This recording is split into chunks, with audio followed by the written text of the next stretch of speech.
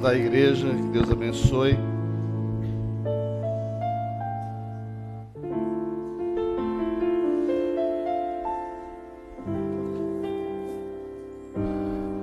Quando encontramos uma pessoa que há muito tempo não víamos, e essa pessoa fala conosco e a gente diz assim: oi, sim, tudo bem. E a gente fica com receio em dizer que não lembra dela. Como será que fica o coração dessa pessoa? E quando é o contrário, quando nós encontramos alguém, lembramos desse alguém, e esse alguém diz: eu perdoei, eu não lembro, me ajuda a lembrar. Eu sou o Carlinhos que jogava peão com você, bola de gude, lembra? Jogava basquete. Tá. E quando é uma pessoa que você ajudou, que você contribuiu com a alegria de se encontrar com Jesus, e essa pessoa nem sequer tem o espírito de gratidão a ti, e muito menos a te reconhecer. Mas quando essa pessoa, na verdade, é uma pessoa que estava enferma e você doou o outro rins para ela. Não, é pouco. O rins não. Essa pessoa estava enferma e você permitiu doar um olho. Você doou uma córnea. E essa pessoa conseguiu enxergar. Não, é pouco. É quando essa pessoa, na verdade, ela precisou de um coração novo. E você não poderia dar o teu, porque assim você morria. Mas peraí. E se eu der? Eu assino o transplante de órgãos pós-morte, sem nenhum problema, e essa pessoa viverá com o coração que eu dei. Essa pessoa saberá que foi eu que dei. E como será essa pessoa ao longo da sua trajetória de vida com o meu coração físico? Mas eu não vou estar mais vivo, não. Então não tem graça, não se aplica, não. Mas quando essa pessoa morre na cruz, e essa pessoa é esquecida totalmente, porque eu não me faço lembrar. Marcos 6,33 diz: e a multidão viu-os partir, e muitos o conheceram, e correram para lá a pé, de todas as cidades, e ali chegaram primeiro do que eles, e aproximavam-se dele. Eu, antes de falar sobre isso, Atos, eu queria dizer que durante 7 anos a existência desse ministério, filho, se eu chegar na glória, se nenhuma dessas pessoas foram salvas por Jesus através da Docmos, mas a sua vida que foi, eu serei o homem, o servo mais feliz quando ali chegar, porque eu direi: Deus, o Atos foi conquistado pelo teu Espírito Santo, te aceitou, te conhece, te reconhece, e ele nunca mais se desviou. Amém? Você vê que a minha trajetória de vida, eu sempre vou lembrar de uma pessoa como você, Atos. Eu estou sendo claro com você, filho? Saint-Exupéry, no Pequeno Príncipe, ele diz: tu te tornas eternamente responsável pelaquilo que tu cativas. Tu cativaste o coração do César, sim ou não? Tu cativaste o coração do Alexandre, do Gerson, o meu, o da minha esposa, Maria Cláudia, e de outras pessoas aqui nesse ministério. Está entendendo? Quer desistir? Por que você engelhou a testa? Porque se você está dizendo diante dessa igreja que não quer desistir, não pode dizer quando estiver sozinho. Estou sendo claro? Eu vou apertar a sua mão e eu quero ficar em paz. Que se eu morrer daqui a pouquinho, que eu diga a Deus, Deus, não deixa eu morrer no púlpito não, porque é meio deselegante, não é? Né, Rodrigo? Dá trabalho, né? Então, deixa... Terminou o culto, tu me leva para casa, aí tu me dá um ataque cardíaco sem dor nenhuma, tal, morre, acabou-se. E de preferência quando levar para o hospital, para minha esposa não ter trabalho de levar de casa para o hospital, ou então, não é verdade? Vamos ser elegantes até na hora de morrer. Eu estou falando sério, meus amados. Eu estou falando sério, eu estou brincando não. Está claro isso para você? Então sua vida, segundo a Saint-Exupéry, não lhe pertence mais. Pertence a César, a Alexandre, a Gerson, a Maria Cláudia, a mim e a cada uma dessas pessoas que estiverem aqui. Amém? Quer desistir de viver? Se você pensar em desistir, você tem que perguntar a César, eu posso desistir de viver? Se ele disser assim, sim, você pode desistir. Ok? Ok? Ok, Maria Cláudia? Amém? Ele vai desistir de viver? Ah, tá. Tá claro isso? Só que eu estou fazendo isso com atos. E eu quero que você se coloque no lugar dele. Se você foi alvo das bênçãos do Senhor através da Docmos, e mesmo que você não tenha sido alvo das bênçãos do Senhor através desse ministério, e você está sob o meu cuidado, a sua vida pertence ao Mestre, mas eu sou responsável por ela. Se você quiser fazer qualquer coisa, você está ferindo a mim e a cada filho teu que está aqui. E aqueles também que não estão. Todos correram e o conheceram. Jesus, na verdade, saiu do ambiente, quis atravessar, chamou os 12 discípulos, não queria multidão e queria bater um papo com eles. Mas sabe o que aconteceu? Não dava para esconder. E eles viram e o conheceram. E foram atrás.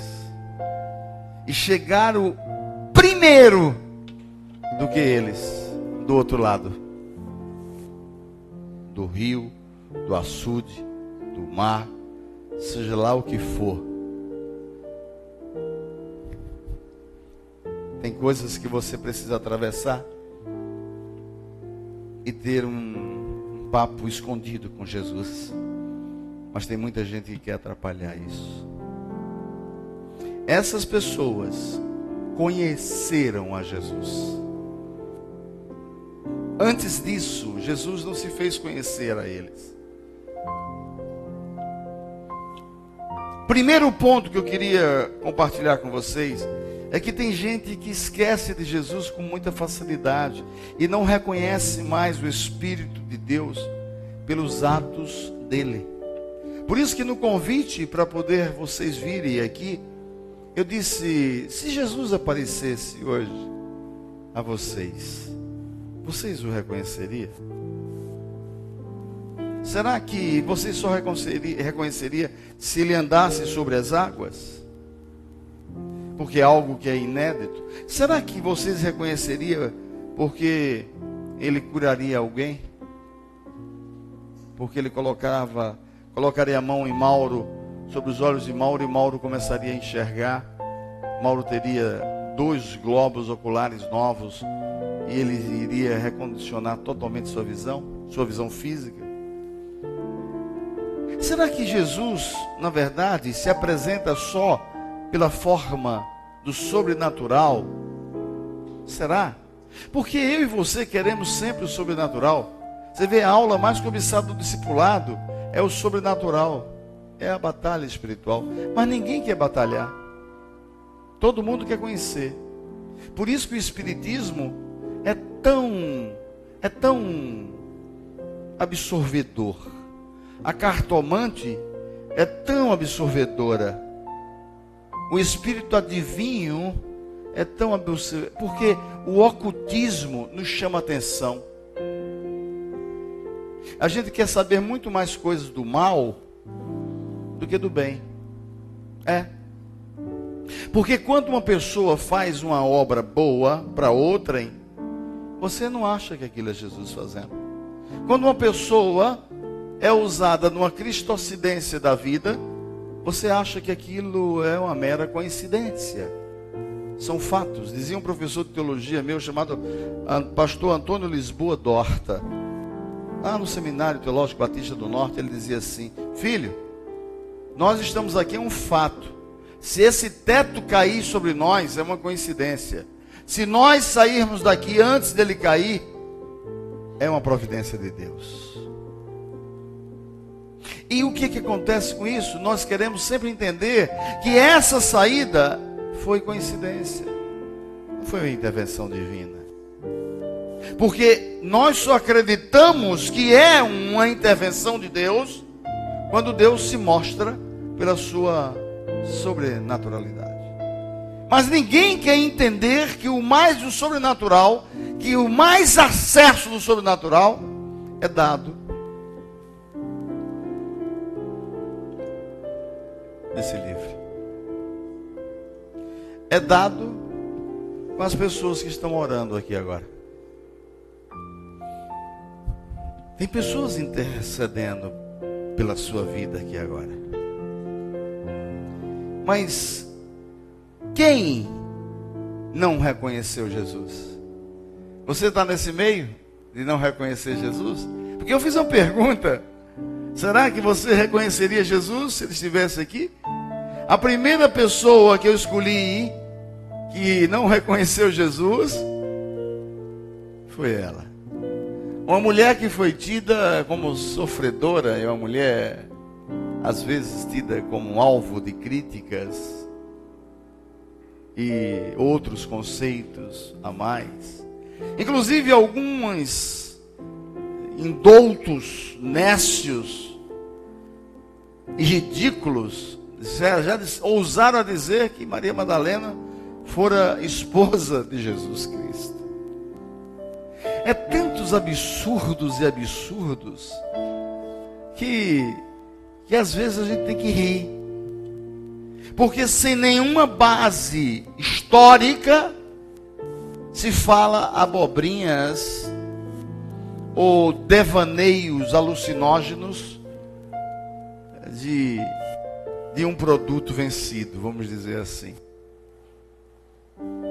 Mas Maria Madalena foi uma mulher que, através das suas lágrimas, ela não conseguiu saber quem estava falando com ela era Jesus. Ele estava falando diretamente com ela. E olha o que disse. Disse-lhe Jesus: mulher, por que choras? Quem buscas? Ela, cuidando que era o jardineiro, disse-lhe: Senhor, se tu o levastes, diz-me onde o pusestes, e eu o levarei. Isso é uma mulher de um coração meigo, contrito, disciplinado, fiel, mas que não conseguiu, meus amados, ela não conseguiu perceber Jesus. Maria Madalena era do mundo? Será que Maria Madalena não já tinha conhecido Jesus? Será que Maria Madalena não já tinha declarado o Senhor Jesus, que Ele era Senhor dela, que era mestre dela, que era Salvador dela, a ponto dela ir no sepulcro e achar que precisaria fazer as iguarias dos seus incensos e perfumes necessários para guardar o corpo dele, onde já tinha sido guardado?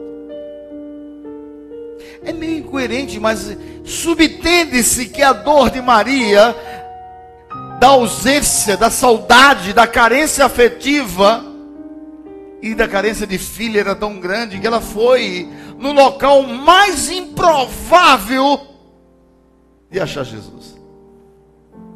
No sepulcro. Porque só ia achar o corpo. Então para que Maria foi buscar o corpo de Jesus? Veja que ponto chega a fé de uma mulher. E era uma discípula de Deus. Era uma discípula do Mestre. Era uma discípula de Jesus Cristo. Você já consegue se identificar com Maria? Opa, pastor, então quer dizer que eu estou me identificando com Maria.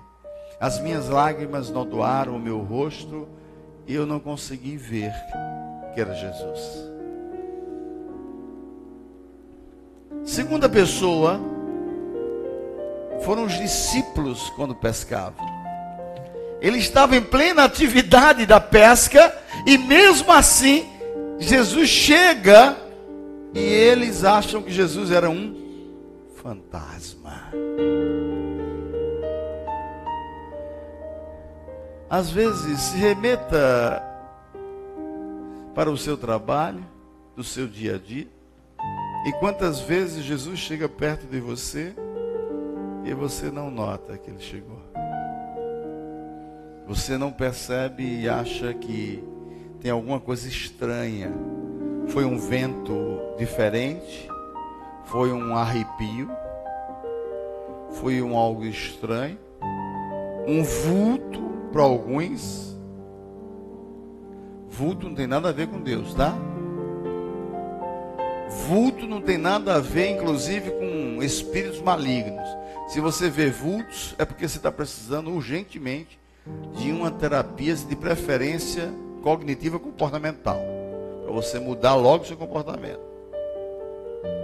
Porque tem muita gente com a cabeça dodói e vendo coisas onde não se tem. Se estabelece conceitos errados e preconceitos absurdos. Mas o que é que eles fazem? E sendo já amanhã, Jesus se apresentou na praia. Mas os discípulos não conheceram o que era Jesus. Quantas vezes nós estamos em um lugar de trabalho e o próprio Jesus se apresenta no cliente e eu não trato esse cliente como Jesus. O próprio Jesus se apresenta em espírito e você não nota.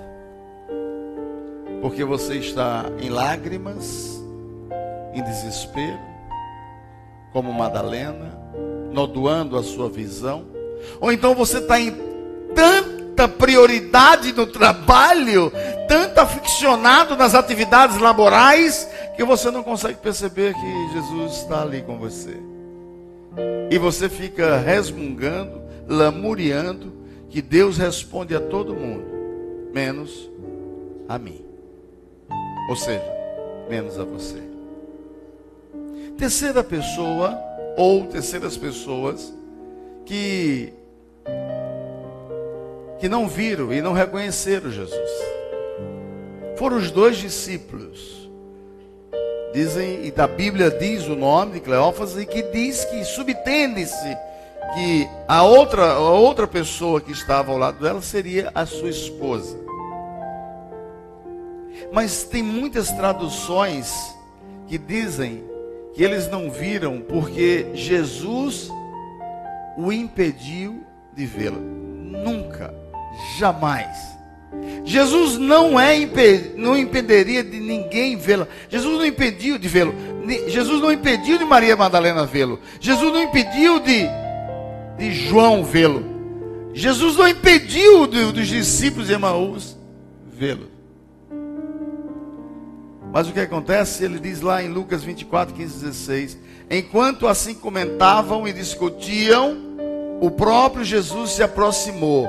O próprio Jesus se aproximou e ia com eles, caminhando lado a lado. Que coisa linda. Mas os olhos deles estavam como que fechados. Outras traduções dizem que os olhos deles foram fechados. Outra tradução diz que os olhos deles foram impedidos de ver, de sorte que não o reconheceram. Não tem diferença nenhuma para o caso de Maria Madalena e no caso dos outros discípulos enquanto pescavam. Mas eu pergunto, você nem está lamuriando, buscando no sepulcro, ou seja, um Deus morto, e você também não está mais trabalhando, mas você agora está caminhando na sua jornada de vida, no seu dia a dia. Mas você anda chorando, lamuriando, reclamando a ausência de Jesus. E a Bíblia diz que enquanto assim comentava e discutia, a Bíblia diz assim: e naquele mesmo dia, a caminho de Emaús. Que dia? Que dia? Foi no dia que Jesus ressuscitou. Ou seja, você já imaginou como ficaram essas pessoas acéfalas, sem liderança, sem nenhum cabeça para conduzi-los? E no sábado, depois de saber que Jesus tinha sido crucificado, já tinha sido enterrado, no domingo é provável que ele não tenha visto nem sabido a ressurreição de Jesus, porque só em 2 momentos Jesus se mostrou para alguém. A quem Jesus se ocultou? Ele mostrou-se para 2 momentos. Mas ele se ocultou para quem? Literalmente. Ele se ocultou para Maria Madalena? Não, porque ele disse logo em seguida: mulher, sou eu. E ela se identifica depois. Ele disse também para os pescadores, os discípulos pescadores, e João é o primeiro que nota. E ele disse também para os discípulos que iam caminho de Emaús. Mas tem na Bíblia, dizendo lá em João capítulo 8, verso 59, dizendo que ele se ocultou para os fariseus. Então pegaram as pedras para lhe atirarem, mas Jesus ocultou-se e saiu do templo. Eita, me parece que vocês vão agora ter uma dor de consciência. Quando vocês começarem a pensar em atirar pedra em Jesus, vai ser o momento que ele vai se ocultar. O atirar pedra em Jesus, muitas vezes, é quando você diz que ele não dá a mínima para você. Quando você quer culpar Jesus pelas suas escolhas erradas, pelas consequências das suas decisões, e aí você lança pedra nele.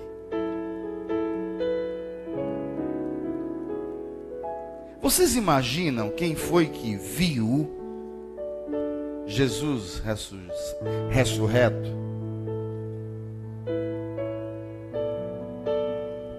Será que eu estou falando de pessoas com um determinado segmento? Será que todo olho viu Jesus ser ressurreto? Será que toda boca confessou que Jesus ressuscitou dentre os mortos? Não, ele foi ressurreto apenas para os discípulos. Só. Mas me fez lembrar, quando eu estava lendo isso, uma história de uma outra pessoa. Quem viu um exército de anjos? Foi lá de Eliseu. Apenas Eliseu viu. Mas sabe o que Eliseu fez? Eliseu disse assim: Deus, Jeová, mostra ao meu servo, o ajudante dele, o exército de anjos. E ele viu, o ajudante dele viu soldados, cavalos e carros. Isso o que a gente vai fazer? Eliseu disse: calma, o Senhor é nossa força. Os anjos do Senhor são maiores do que esses soldados. Aí ele pegou, ergueu as mãos para o céu e disse: Deus, mostra para ele os anjos. E ele viu um exército muito maior do que o exército racional. Para quem Deus se mostra? Para quem Deus se oculta? Mas eu queria dar continuidade para concluir. O que impede então, se Deus se mostra para os seus discípulos, para aqueles que conheceram, para aqueles que declararam o Senhor Jesus como Senhor e Salvador da sua vida, e ele se oculta para quem? Por isso que tem muita gente que pede uma prova de existência de Deus sem declarar. Deus não vai dizer e mostrar isso nunca. Porque Ele só se mostra para os seus. Ele se mostra na sua palavra. Ele se mostra no seu louvor. Ele se mostra através da oração. Mas o que impede? Eu escolhi 5 coisas que impedem você enxergar Jesus na sua caminhada. Por isso que eu disse que essa mensagem só são para discípulos. Essa mensagem é só para aqueles que conheceram Jesus. Quem sabe é Jesus. Mas pastor, o senhor está pregando no culto evangelístico. Não é meio contraditório? Como é que a pessoa que não conhece Jesus... Filho, eu fui conduzido pelo Espírito de Deus para falar hoje para os filhos do amor de Deus. Eu não fui conduzido hoje para falar, quer uma prova? Quer uma prova? Quem aqui ainda não declarou Jesus Cristo como Senhor e Salvador da sua vida? Tem alguém? Tem ninguém? Uma pessoa? Você ainda não declarou? Uma? Tem mais? Então essa mensagem é toda para você, só não é para ela. Porque se ela quiser entender esse processo e enxergar Jesus, ela vai precisar declarar Jesus como Senhor e Salvador. Porque se ela não fizer, ela não vai entender. Não é que eu não seja, eu não me faça entender. Ela que não vai conseguir entender, porque ainda não conhece a verdade. Primeiro ponto que impede de você enxergar a Jesus na sua caminhada: lágrimas e desesperos. João 20, 14, 15 diz: nisso ela se voltou e viu Jesus ali em pé. Olha aí, o mesmo texto agora é um pouco mais ampliado. Mas não o reconheceu. Perguntou-lhe Jesus: mulher, por que choras? A quem procuras? Ela, julgando que fosse o jardineiro, respondeu-lhe: Senhor, se tu o levastes, diz-me onde pusestes, e eu o levarei. Ela não conseguiu enxergar, porque as lágrimas impediam dela ver Jesus. Às vezes você está chorando por desespero, não está chorando de unção. E quando você chora por desespero, você não consegue ver quem é que está passando a mão na sua cabeça. Quem é que está conduzindo você no colo? Quem é que está levando você nos braços? Mas tem um outro ponto além desse, de lágrimas e desespero, que impede de ver Jesus: o medo. Eu sempre digo que o medo é o pai de muitas coisas ruins da atualidade. Do receio, da ansiedade, do pavor, da angústia, do pânico. Enfim, o medo que causa isso é o medo mesmo que mata muita gente afogada. Pasmem. 62% das pessoas que morrem afogadas não tem uma gota de água no estômago, nos pulmões. O medo mata. O medo, pânico, mata, bloqueia as traqueias e ela não respira. E a Bíblia diz em Mateus 14, 25 e 27: alta madrugada Jesus dirigiu-se a eles, andando sobre o mar. Quando o viram andando sobre o mar, ficaram aterrorizados e disseram: é um fantasma. E gritaram de medo. Mas Jesus imediatamente lhes disse: coragem, sou eu, não tenha medo. Ele é o mesmo Jesus que diz para você, discípulo: coragem, não tenha medo, sou eu. Ele disse isso para Josué. Josué, que era um homem guerreiro, o homem que substituiu Moisés para conduzir o povo à terra prometida. Não te mandei eu ser forte e corajoso. Não temas. Não temas. São mais de 480 palavras de não temas na Bíblia. Incrível, né? Incrível.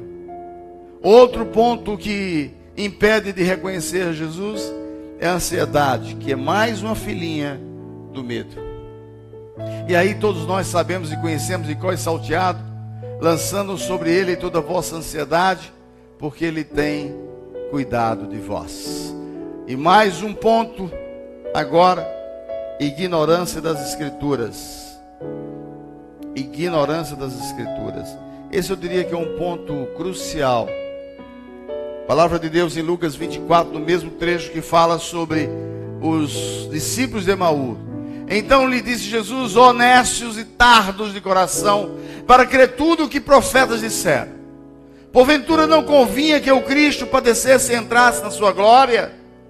E começando por Moisés, discorrendo por todos os profetas, expunha-lhe o que a respeito constava em toda a Escritura. A palavra de Deus poderia usar um outro versículo, ao invés desse, que diz assim: erreis por não examinar as minhas Escrituras, porque nelas elas testificam de mim.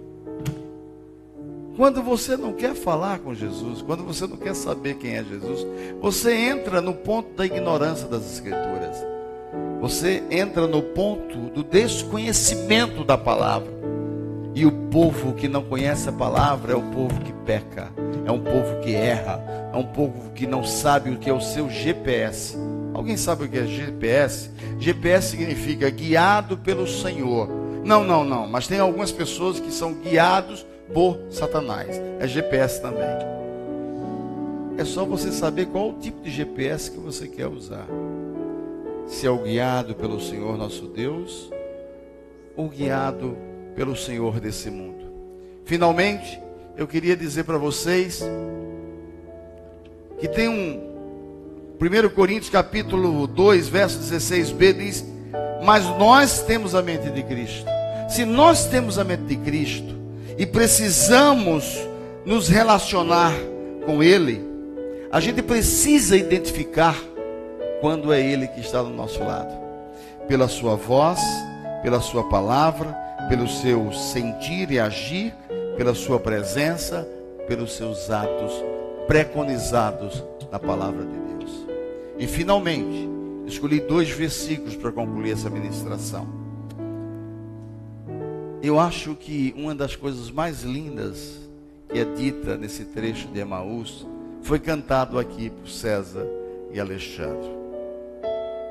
O que chama atenção em vocês quando eles detectam e sabem que Jesus, porque eles só souberam que era Jesus quando já estavam se alimentando. Mas em que expressão mais linda foi dita por eles a Jesus? Eles cantaram. Sabe qual foi? Alguém quer me ajudar? Fica conosco. Lucas 24, 29 diz: Jesus, fica conosco. Perdoa a minha ignorância. Eu não sabia que era assim.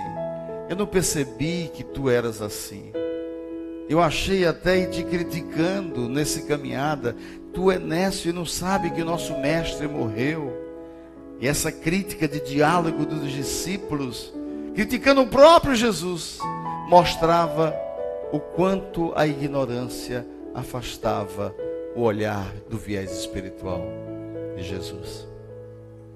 Nessa noite, pode ser que nossa amiga não tenha a decisão de querer aceitar a Jesus como o Senhor e Salvador da sua vida, o qual seria a coisa mais linda que ela poderia fazer na sua vida. Mas eu queria perguntar a você: você quer que Jesus, veja que pergunta óbvia, e uma resposta onulante, clara, nítida. Você quer que Jesus fique? Você quer que Jesus fique conosco?